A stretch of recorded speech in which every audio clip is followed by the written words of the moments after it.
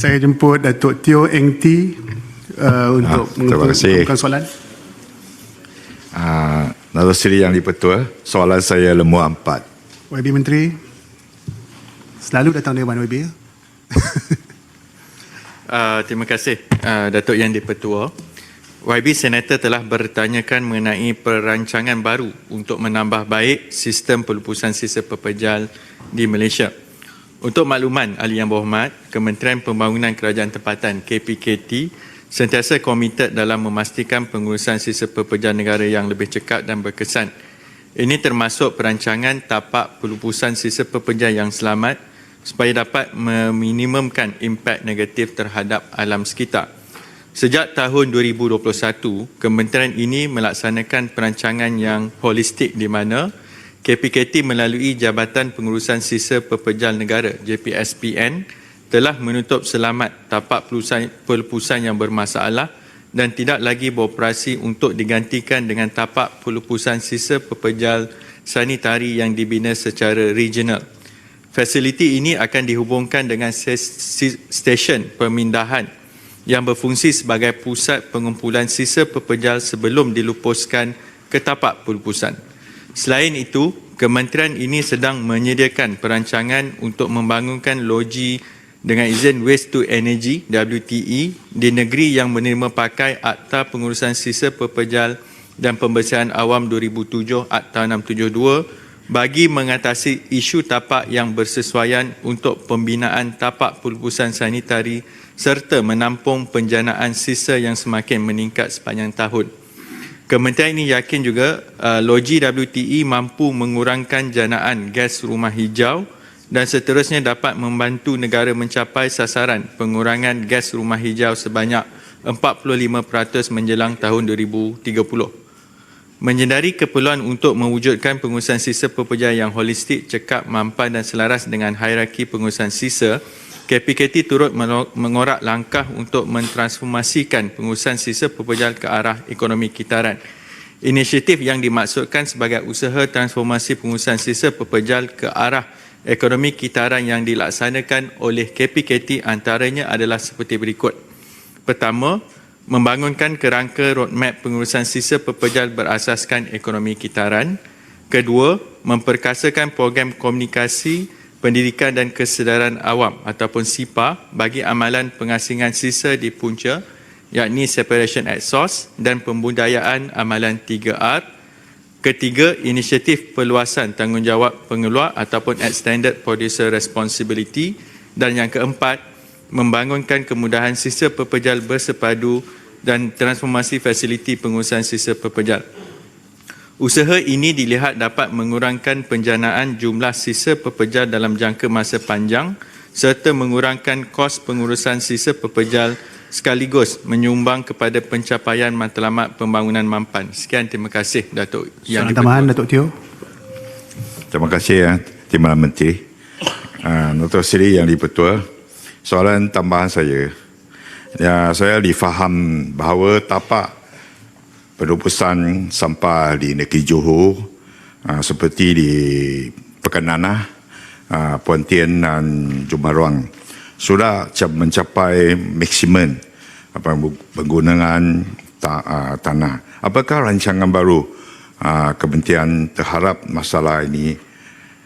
Yang kedua, tahniah dan sabar diucapkan kepada Yang Berhormat Menteri Pembangunan Kerajaan Tempatan kerana berjaya turun padang pimpin kaki tangan mengutip 90 tan ronggokan sampah daripada 88 blok rumah pangsa pada satu hari di Taman Tun Aminah Skudai Johor Bahru.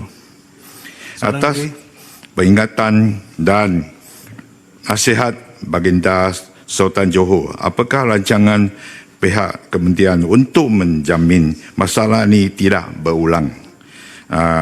Lagi sedangkan isu ini adalah berkaitan dengan penggagalan pengutipan iuran pengurusan rumah pangsa. Thank you. YB Menteri.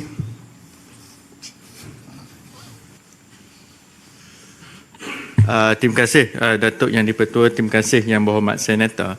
Bagi persoalan pertama tadi berkenaan dengan beberapa tapak pelepasan sampah yang ataupun sisa pepejal yang dikatakan akan penuh, itu antara tapak pelepasan sampah yang kita anggap sebagai yang kita legasi lah daripada apabila kita menggunakan pakai Akta 672 pada tahun 2007. Itu adalah tapak-tapak pelepasan bukan sanitari.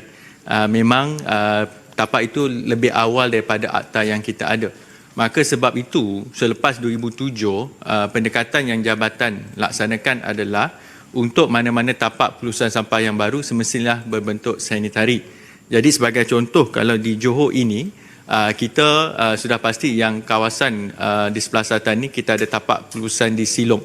Itu yang sememangnya satu tapak pelepasan yang menjaga kawasan yang agak luas, dan juga kalau di tengah kita ada Bukit Payung sebagai contoh. Tapi dari segi perancangan masa akan datang, dan perkara ini pun saya sebagai ahli parlimen sebelum ini pun sering mendengar perdebatan, contohnya cadangan untuk kita bina WTE di Bukit Payung bagi menguruskan sisa pepejal dengan lebih efektif berbanding menggunakan tapak pelepasan sampah. Jadi perkara yang dibangkitkan Yang Berhormat itu memang dalam pemerhatian pihak kementerian. Cuma kita juga mohon supaya ada ruang untuk kita tambah baik dari segi bagaimana kita menguruskan sisa pepejal daripada yang bukan sanitari kepada yang lebih sedikit melindungi alam sekitar kita. Terima kasih. Soalan tambahan. Datuk Dominic. Terima kasih Datuk Yang di-Pertua. Mengenai sisa pepejal, saya difahamkan Malaysia masih mengimport sisa pepejal plastik daripada negara luar, terutamanya Amerika Syarikat. Dan merujukkan data daripada Our World in Data, Malaysia telah mengimport sebanyak 400 tan sisa pepejal plastik. Yang ini satu amount yang sangat signifikan. Soalan saya kepada Timbalan Menteri ialah, apakah tindakan yang telah diambilkan oleh perancang bandar bagi memastikan penduduk-penduduk tidak terkesan oleh tapak pelepasan ini, sisa pepejal plastik. Juga memohon kongsikan secara bertulis statistik mengenai penduduk yang sedang tinggal berhampiran tapak pelepasan sampah. Terima kasih. Bagi Menteri. Terima kasih kepada Yang Berhormat. Berkaitan dengan persoalan yang pertama itu, dia luas sikit daripada tajuk asal pengurusan tapak pelepasan. Tapi jawab. Memang saya akan semak untuk sebab perkara itu ialah bagi saya, kalau saya secara peribadi memang biarlah kita menguruskan sisa pepejal ini lebih holistik dan juga melihat kepada kesan jangka panjang. Cuma pada masa yang sama, bila Yang Berhormat sebut persoalan mengenai apabila kita ingin membuka tapak pelepasan yang baru ataupun cadangan WTE, bagaimana prosesnya untuk mengelakkan sebagai contoh bantahan daripada penduduk.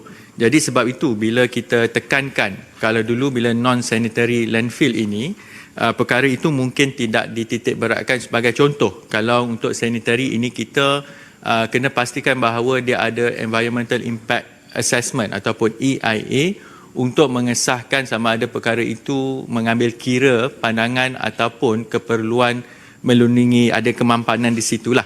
Jadi kalau ikut akta sebenarnya memang perkara itu ada syarat dia. Contohnya, yang ini saya pun kena semak balik, contohnya jarak dengan kawasan perumahan terdekat itu dia punya buffer zone. Tetapi apabila ada pandangan daripada penduduk, sebab kita tahu juga perkara bila kita sebut sisa pepejal ni, kalau boleh semua tak nak di belakang rumah kita lah, not at our backyard. Tetapi dari segi kesesuaian masyarakat itu juga perkara yang disebutkan oleh Yang Berhormat itu memang diambil pertimbangan dalam perancangan kita untuk mengenal pasti tapak-tapak sama ada pelepasan sampah maupun rancangan yang lebih panjang untuk lokasi WTE itu. Terima kasih Datuk Yang di-Pertua. Terima kasih.